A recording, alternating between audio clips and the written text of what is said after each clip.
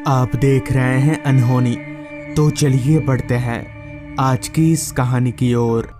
आज से करीबन 15 साल पहले मेरे साथ कुछ ऐसी घटना घटी जिसका जिक्र करने पर आज भी मेरी रूह कांपने लगती है। दरअसल हुआ कुछ यूं था कि उस समय हमारे गांव में खेती के अलावा और दूसरा कोई काम नहीं था। मैं कई बार काम की तलाश में इधर उधर भटका था, मगर मेरा सारा परिश्रम व्यर्थ चला गया। मेरे पास खुद की जमीन नहीं थी कि मैं उसमें खेती कर पाऊं। दिन पर दिन मेरे घर की आर्थिक हालत खराब होती जा रही थी। ऐसे ही एक दिन मैं अपने घर पर बैठा हुआ था, तभी मेरा छोटा भाई मेरे पास आया और बोला, भैया मुकेश अपने घर वापस आ गया और वो पहले से काफ़ी बदल चुका है और साथ ही काफ़ी सारे पैसे कमाकर भी लाया मुकेश मेरे बचपन का दोस्त है। वो भी मेरे साथ कुछ दिनों से काम को लेकर काफ़ी परेशान था और अचानक 10 दिन पहले वो पता नहीं कहाँ गायब हो गया।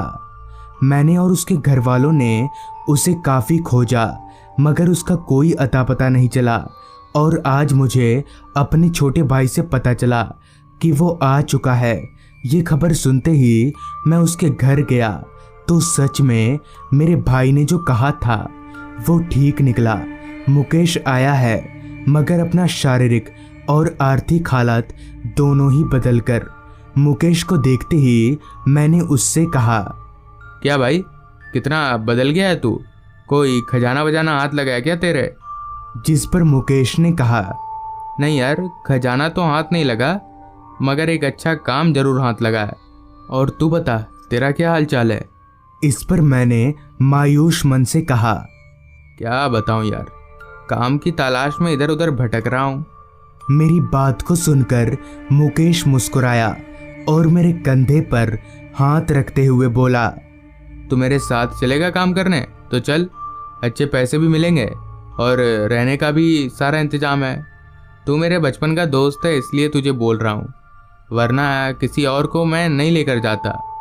मुकेश की पूरी बात सुनने के बाद मैंने मन ही मन में कहा, मैं तो इसीलिए यहाँ आया था, तो मेरे ना बोलने का तो कोई सवाल ही पैदा नहीं होता। जिस पर मैंने मुकेश को हाँ बोल दिया।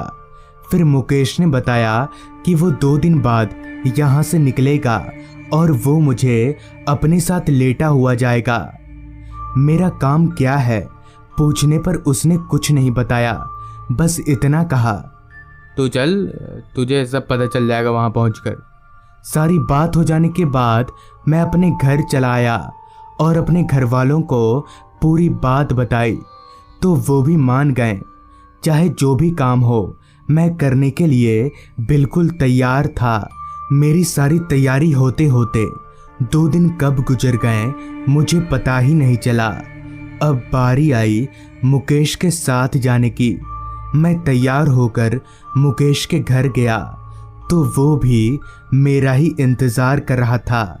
जिसके बाद हम दोनों गांव के बस स्टैंड पर गए और वहां से बस पकड़कर चलते बने। मुकेश मुझे कहाँ लेकर जा रहा था मुझे कुछ पता नहीं था, तो मैं चुपचाप मुकेश की सारी बातों को मान रहा था। करीब 4 घंटा बस में सफ़र तय करने के बाद हम उतरे तो मैंने जब अपनी घड़ी में वक्त देखा तो वक्त हो रहा था शाम के 6 बजे का। बस से उतरते ही मैंने अपनी निगाहें इधर उधर घुमाई तो वो जगह मुझे ना तो कोई बस स्टैंड लगी और ना ही कोई गांव। बस देखने से एक वीरान सा जंगल मालूम पड़ रहा था। जिस पर मैंने मुकेश से कहा, ये कहाँ है हम लोग? ये तो कोई जंगल लग रहा है। जिस पर मुकेश ने कहा, तो क्यों चिंता कर रहा है, मैं हूं ना, चल मेरे साथ। इतना बोलकर मुकेश मुझे जंगल के अंदर एक पतले रास्ते पर से कहीं ले जाने लगा। मैं भी उस पर भरोसा करके उसके पीछे पीछे चलता बना। और भरोसा करूँ भी क्यों ना, आखिर मुकेश मेरे बचपन का दोस्त जो था, और अगर अपने बचपन के दोस्त पर भरोसा नहीं करूँगा तो किस पर करूँगा।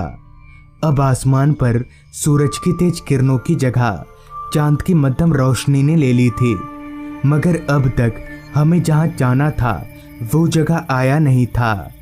अंधेरे का पता मुझे तब चला जब मुकेश ने टॉर्च जलाया, क्योंकि मुकेश के टॉर्च जलाते ही टॉर्च की रोशनी को अंधेरे ने चारों तरफ से घेर लिया।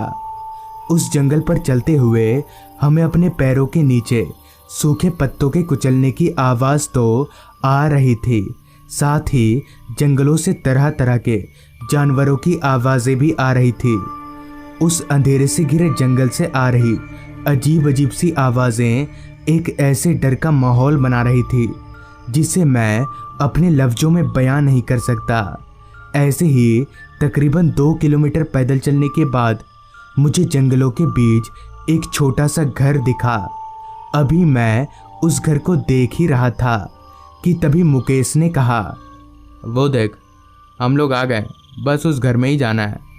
मुकेश की इस बात को सुनकर मेरी जान में थोड़ी सी जान आ गई। हम दोनों चलकर उस घर के करीब गए तो उस घर का दरवाज़ा खुला हुआ था। दरवाज़ा खुला देखकर मुझे लगा कि इस घर में मुकेश अकेले नहीं बल्कि उसके साथ कोई और भी रहता होगा। चलकर हम उस घर के अंदर गए तो अंदर जाते ही पता नहीं मुकेश किसी को ढूंढने लगा। उस घर में 2 ही कमरे थे, एक कमरा बंद था और एक खुला हुआ। सारा घर ढूंढने के बाद जब वो शांत होकर एक जगह पर बैठा तो मैंने उससे पूछा, क्या ढूंढ रहा है भाई तू? इस पर मुकेश ने कहा, इस घर में मेरे अलावा और 2 जन रहते हैं, पता नहीं वो दोनों कहाँ गए। इतना बोलकर कुछ देर तो मुकेश चुप रहा, फिर वापस से बोला, लगता है वो लोग भी अपने घर गए होंगे, आ जाएंगे 1-2 दिन में। मगर मुझे कुछ समझ में नहीं आ रहा था। एक तो इस घने जंगल में घर जहाँ दूर दूर तक जंगल के अलावा कुछ भी नहीं है, तो भला ये लोग क्या काम करते होंगे। ऊपर से मुकेश अकेला नहीं रहता है, उसके साथ और 2 आदमी भी हैं, जिस पर मैंने फिर एक बार मुकेश से पूछा, अरे भाई, अभी तक तूने बताया नहीं कि क्या काम करना है। जिस पर मुकेश ने कहा, तू 1-2 दिन रहकर देख, तुझे खुद ब खुद पता चल जाएगा। इतना बोलकर मुकेश ने उस खुले हुए कमरे में बिस्तर लगा दिया और हम दोनों बिस्तर पर लेट गए। इस दौरान मैंने कई बार मुकेश से उस बंद कमरे के बारे में पूछा, मगर वो बस एक ही जवाब दे रहा था कि समय आने पर तुझे सब कुछ पता चल जाएगा। सुबह से ही मैं काफ़ी थक चुका था, तो बिस्तर पर पड़ते ही नींद ने मुझे अपने आगोश में ले लिया। फिर जब मेरी नींद खुली तो मुझे घर के बरामदे पर किसी के तेज तेज चलने की आवाज़ आ रही थी। उस आवाज़ को सुनकर मैं थोड़ा सहम गया और मुकेश को उठाया। उठकर मुकेश भी उस आवाज़ को साफ साफ सुना और आवाज़ कौन कर रहा है ये देखने के लिए कमरे से बाहर निकला। मुकेश जैसे ही कमरे से बाहर निकला वैसे ही वो जोर जोर से चिल्लाने लगा।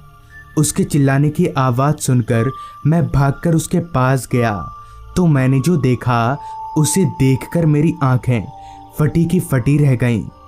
दरअसल एक आदमी ने मुकेश का गला जोर से पकड़ा हुआ था और उस आदमी का चेहरा इंसानों से काफ़ी अलग था। उसकी दोनों आंखें नहीं थीं और साथ ही उसका पेट भी पूरी तरह से कटा हुआ था। अभी मैं हिम्मत जुटाकर मुकेश को बचाने के लिए आगे बढ़ने ही वाला था कि तभी उस आदमी ने मुकेश से कहा, तूने मेरे साथ ऐसा क्यों किया? मैंने तुझ पर भरोसा करके यहाँ आया था और तुम लोगों ने मुझे मारकर मेरी आंखें और किडनी को निकालकर क्यों बेचा?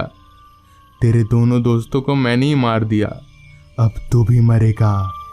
इतना सब सुनने के बाद मुझे पता चल गया कि माजरा क्या है और मुकेश क्या काम करता है। अभी मैं खड़ा ही था कि तभी उस भूत ने मुकेश का सर धड़ से अलग कर दिया।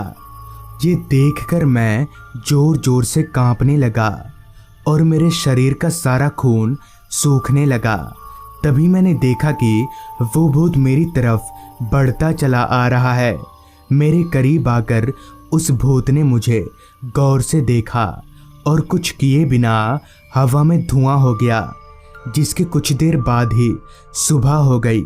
सुबह जब मैंने उस बंद कमरे के दरवाजे में एक छोटे से छेद से अंदर झांका तो पता चल गया कि मुकेश मुझे उस कमरे की तरफ जाने से क्यों मना कर रहा था, क्योंकि उस कमरे में काफ़ी सारे इंसानी टुकड़े थे और साथ ही उस आदमी की लाश भी थी जिसकी आत्मा कल मुकेश को उसके किए की सजा देकर गई।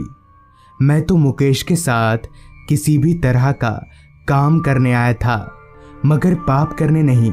जो मुकेश कर रहा था वो एक पाप था। मगर एक बात मुकेश के साथ ही ख़त्म हो गई कि मुकेश मुझे यहाँ क्यों लेकर आया था, मुझे मारने या मुझसे इस तरह का पाप करवाने। अगर पाप करवाने तो मैं मरना पसंद करता, मगर इस तरह का पाप नहीं करता। तो दोस्तों, ये थी आज की कहानी। अगर आपको ये कहानी अच्छी लगी हो तो चैनल को ज़रूर सब्सक्राइब करें।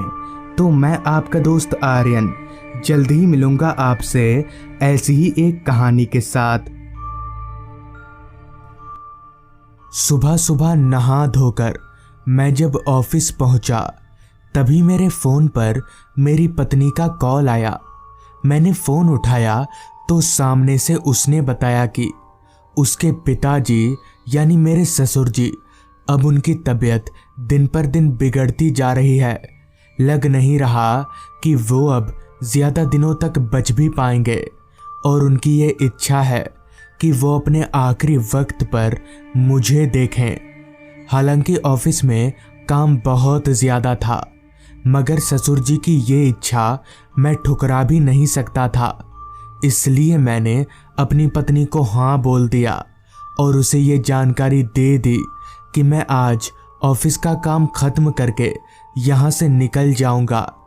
इतना कहकर मैंने फ़ोन रख दिया। मेरा ससुराल यहाँ से तकरीबन 150 किलोमीटर दूर है। वहाँ पहुँचने के लिए सबसे पहले मुझे ट्रेन पकड़ना होगा, फिर बस और ऑटो रिक्शा पकड़कर वहाँ पहुँचूँगा। जितना मुश्किल ये सुनने में लगता है, असल में उससे भी ज़्यादा मुश्किल है और यकीनन मुझे ससुराल पहुँचते पहुँचते रात हो ही जाएगी। खैर, अब मेरे हाथ में तो कुछ था नहीं, तो मुझे ये मुश्किल भरा काम करना ही पड़ेगा।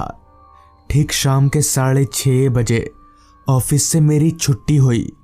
ऑफिस बैग मैं अपने रूम में ना ले जाकर ऑफिस में ही रख कर स्टेशन की तरफ निकल पड़ा। स्टेशन पहुंचकर मैंने ट्रेन पकड़ा और वहीं से मेरा सफ़र शुरू हो गया। ठंड का मौसम था, इसलिए ट्रेन में ज़्यादा लोग नहीं थे। खैर, मैं जब ट्रेन से उतरा तो तब घड़ी में शाम के 7:15 बज रहे थे। मैं स्टेशन से बाहर निकला। स्टेशन के बाहर ही बस स्टॉप था, लिहाजा मैंने वहाँ से भट्टापुर जाने वाली बस पकड़ ली। भट्टापुर एकदम लास्ट स्टॉप था, तो मैं आराम से बस में एक झपकी ले सकता था। अभी मैं ये सोच ही रहा था कि तभी कंडक्टर मुझसे भाड़ा लेने के लिए मेरे पास आया। मैंने उसे भाड़ा तो दिया ही, पर साथ में ये भी कह दिया कि मुझे भट्टापुर जाना है। अगर बस वहाँ पहुँच जाए तो वो मुझे उठा दे। कंडक्टर ने मेरी बात पर हामी भरी और वो वहाँ से आगे चला गया। उसके जाते ही मैंने जो आंख बंद किए, फिर नींद ने कब मुझे अपने आगोश में ले लिया पता ही नहीं चला। ना जाने कितनी देर बाद, मगर जब मेरी आंख खुली तो बस पूरी तरह से खाली पड़ी हुई थी और एक जगह पर रुकी हुई थी। मुझे काफ़ी हैरानी हुई कि अब ये बस को क्या हो गया और सारे के सारे लोग कहाँ चले गए। लिहाजा मैं बस से नीचे उतरा और चलकर जब बाहर आया तो मेरी हैरानगी की कोई सीमा ना रही, क्योंकि बस भट्टापुर गांव के स्टैंड पर खड़ी थी। वो कंडक्टर वहीं पास ही में किसी से बातें कर रहा था। मुझे बड़ा गुस्सा आया कि आखिर इस कंडक्टर के बच्चे ने मुझे जगाया क्यों नहीं। मैं गुस्से से लाल होकर उस कंडक्टर के पास गया और बोला, तुमने मुझे जगाया क्यों नहीं? इस पर कंडक्टर बोला, जगाने की बहुत कोशिश की मैंने आपको, पर आप जागे ही नहीं। कहाँ जाना है आपको? इस पर मैंने कहा, मुझे मुखिया जी के घर के पास जाना है। इस पर कंडक्टर बोला, मुखिया जी का घर? पुराना बरगद? वो तो काफ़ी दूर है। अब कोई सवारी नहीं मिलेगी आपको, पैदल ही जाना होगा। कंडक्टर की बात सुनकर मैं काफ़ी परेशानी में पड़ गया। मुझे समझ नहीं आ रहा था कि अब क्या करूं। इतनी रात गए मैं घर कैसे जाऊं। इतने में ही उस कंडक्टर ने फिर से कहा, साहब एक काम करिए, आप रोड से ना जाकर मैदान वाले रास्ते से चली जाइए, वो रास्ता छोटा पड़ेगा। मुझे उसकी बात ठीक लगी और मैं वहां से चल पड़ा अपने घर की ओर। चलते हुए जैसे ही मैं बस स्टैंड से बाहर निकला तो मुझे सामने एक मिठाई की दुकान नजर आई। मैंने सोचा इतने दिनों के बाद अपने ससुराल जा रहा हूं, क्यों ना थोड़ी मिठाइयाँ ही लेता चलूं। इतना सोचकर मैं मिठाई खरीदने उस दुकान में घुस गया। वहां से मैंने कुछ मिठाइयाँ खरीदी और वापस से अपनी मंजिल की तरफ आगे बढ़ने लगा। हालांकि अभी ज़्यादा रात नहीं हुई थी, पर क्योंकि वो एक ग्रामीण इलाका था इसलिए रास्ता पूरी तरह से सुनसान हो रखा था। एक हाथ में मिठाइयों से भरा थैला और दूसरे हाथ में मोबाइल टॉर्च लिए मैं आगे बढ़े जा रहा था। जैसा कि उस कंडक्टर ने बताया था कि मुझे रास्ते में ना जाकर मैदानी रास्ते से जाना है, तो मैंने वैसा ही किया। रास्ते के एक छोर से मैं नीचे मैदान में उतर गया और मैदानी रास्ते से होकर आगे बढ़ने लगा। दोनों तरफ से घिरे रास्ते के मुकाबले खुले मैदान में चलने पर मुझे ज़्यादा ठंड लग रही थी। हवाओं का तो ये हाल था जैसे कोई बर्फ के गोले फेंक कर मार रहा हो। अभी मैं उस खुले मैदान में चल ही रहा था कि तभी सन्नाटे को चीरती हुई एक आवाज़ ने मेरे कानों में दस्तक दिया। वो आवाज़ कुछ अजीब तरह की थी, जैसे दो पत्थर आपस में टकरा रहे हों। मैंने एक नज़र अपने आसपास देखा, मगर वहाँ दूर दूर तक मेरे अलावा और कोई नहीं था। तो फिर ये आवाज़ कहाँ से आ रही होगी? सवाल तो यही था, पर इसका जवाब मुझे मिल नहीं पा रहा था। खैर, मैं चलता रहा। अभी मैं चल ही रहा था कि तभी वो आवाज़ और तेज हो गई, जैसे कहीं आसपास से ही आ रही हो। मैं और भी ज़्यादा चौकन्ना हो गया। मैंने उस आवाज़ को थोड़ा और ध्यान से सुनने की कोशिश की तो पता चला कि वो आवाज़ कहीं और से नहीं बल्कि मेरे पीछे से ही आ रही है। मैं हड़बड़ाते हुए पीछे पलटा, मगर अजीब बात तो ये थी कि मेरे पीछे दूर दूर तक कोई नहीं था। मुझे लगने लगा था कि ज़रूर मेरी तबीयत बिगड़ गई है। इतना बड़ा वहम मुझे नहीं हो सकता है। ये सोचकर मैंने अपने चलने की रफ्तार को और भी तेज कर दिया। अभी मैं तेजी से आगे बढ़ ही रहा था कि तभी मैंने जिस हाथ में मिठाई का थैला पकड़ा हुआ था उसी हाथ पर मुझे कुछ महसूस हुआ। किसी ने मेरे उस हाथ को पकड़ लिया, पर मुझे ऐसा महसूस नहीं हो रहा था कि वो किसी इंसान का हाथ हो, बल्कि ऐसा लग रहा था जैसे किसी पत्थर के हाथ ने मेरे हाथ को पकड़ा हो। मैं तुरंत पीछे पलटा तो पीछे का नज़ारा देखकर मेरे डर की कोई सीमा ना रही, क्योंकि ठीक मेरे पीछे एक इंसानी कंकाल खड़ा था। उस कंकाल की आंखें सफ़ेद चमक रही थी और उसके पूरे शरीर में मांस का एक टुकड़ा भी नहीं था। मुझे समझ आ गया कि पत्थर टकराने की आवाज़ इसी कंकाल में से आ रही थी।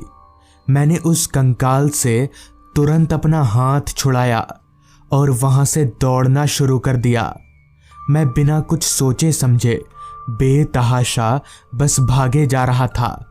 यहाँ तक कि डर के मारे मैं पीछे पलटकर भी नहीं देख रहा था। जी जान लगाकर अभी मैं उस मैदान में भाग ही रहा था कि तभी मुझे एक छोटी सी झोपड़ी नजर आई। मैंने सोचा कि अभी इस झोपड़ी में जाकर बैठ जाता हूँ, बाद में जो होगा देखा जाएगा। लिहाजा मैं दौड़ते हुए उस झोपड़ी के दरवाजे पर गया और दरवाज़ा पीटने लगा। मेरे 2-3 बार दरवाज़ा पीटने पर शॉल ओढ़े एक आदमी ने दरवाज़ा खोला। मैं बिना किसी सवाल जवाब के झोपड़ी के अंदर घुस गया। तभी वो शॉल वाला आदमी चलते हुए मेरे पास आया और बोला, क्या हुआ, ऐसे हाफ क्यों रहे हो तुम? इस पर मैंने उस आदमी को पूरी बात बता दी। मुझे उस आदमी का चेहरा नहीं दिख रहा था, क्योंकि एक तो उसने शॉल से सारा कुछ ढक रखा था, दूसरा झोपड़ी के अंदर कोई लाइट वगैरह नहीं जल रही थी। तभी उस आदमी ने मुझसे कहा, तुम बैठो, मैं पानी लेकर आता हूँ। इतना कहकर वो आदमी झोपड़ी के एक कोने की तरफ जाने लगा, पर वो जैसे जैसे चल रहा था वैसे वैसे मुझे वही पत्थर टकराने की आवाज़ आ रही थी। मुझे बड़ा अजीब लगा कि यहाँ पर वो आवाज़ क्यों और कैसे आ रही है। इतने में ही वो आदमी पानी का ग्लास लेकर मेरे पास आया, पर वो जैसे ही पानी देने आगे बढ़ा कि तभी उसके शरीर पर से वो शॉल नीचे ज़मीन पर गिर गया। तो मैंने जो देखा वो मेरे होश उड़ा गया, क्योंकि पानी का गिलास लिए वही कंकाल ठीक मेरे सामने खड़ा था। मेरा माथा सुन्न हो चुका था, कुछ सूझ नहीं रहा था कि अब फिर से पीछा कैसे छुड़ाऊं, क्योंकि मेरे पास वहां से भागने के अलावा दूसरा कोई चारा नहीं था। तो मैंने वही किया। उसी वक्त मैंने वहां से दौड़ लगा दी। हड़बड़ी में मिठाई का थैला मैं वहीं पर छोड़ आया। भागते भागते मैं सीधे अपने ससुराल जाकर ही रुका। सबको मैंने ये बात बताई तो सबने ये कहा कि ऐसे रात में मिठाई वगैरह नहीं लानी चाहिए, और ख़ासकर सुनसान रास्तों से तो कभी भी नहीं। हो सकता है मिठाई के साथ साथ कोई बुरी बला भी हमारे साथ घर आ जाए। ये सब सुनकर मैं काफ़ी डर गया, और उस रात के बाद से मैं रात में कभी भी मिठाई लेकर कहीं नहीं जाता। तो दोस्तों, ये थी आज की कहानी। अगर आपको ये कहानी पसंद आई हो तो चैनल को ज़रूर सब्सक्राइब कर लें। तो मैं आपका दोस्त आर्यन जल्द ही मिलूँगा आपसे ऐसी ही एक कहानी के साथ।